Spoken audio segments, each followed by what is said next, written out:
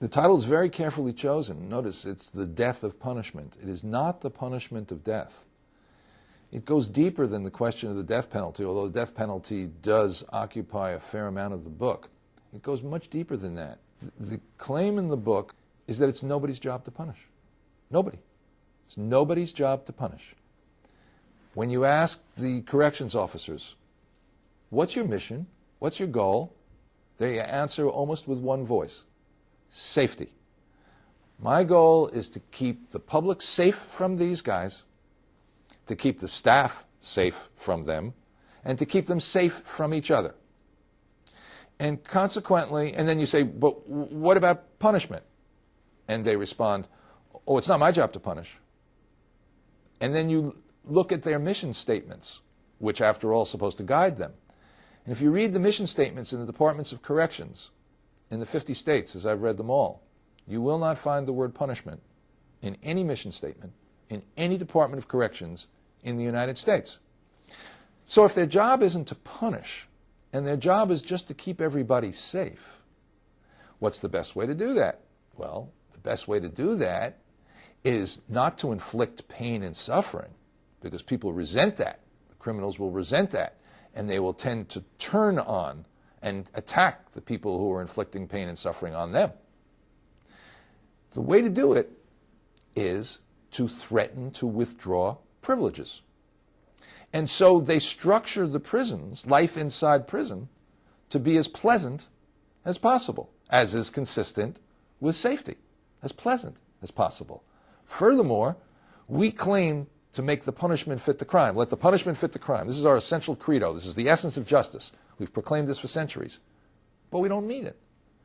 In the administration of criminal justice, inside the prisons, there is a complete divorce between the nature of the crime that brought them there and the punishment that doesn't occur inside. The punishment inside the prison is in no way reflective of the seriousness of the crime. The only way it arguably reflects it is in the length of time of the sentence.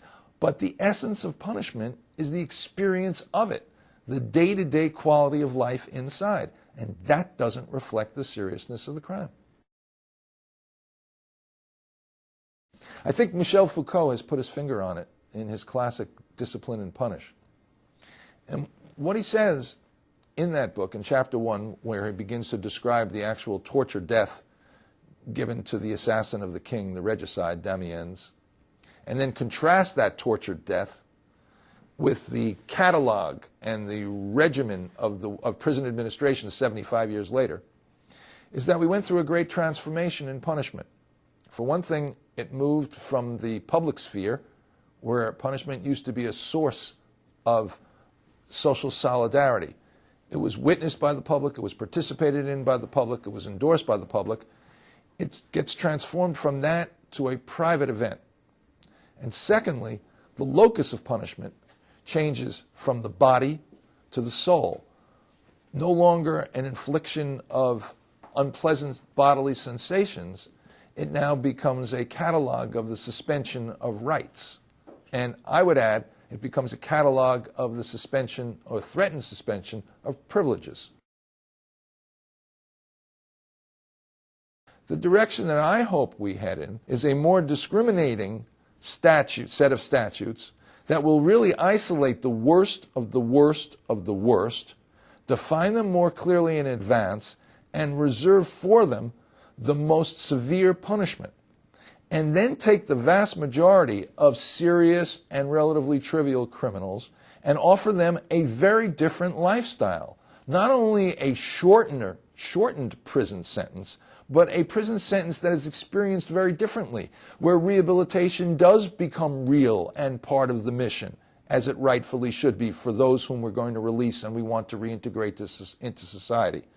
But for those whom we're never going to release, for those whom we're either going to condemn to die, or we say that this moment is so much upon them that they are to spend the rest of their lives in prison and we will never rethink or reconsider it, life without any possibility or hope of parole, for those, their lives should be miserable.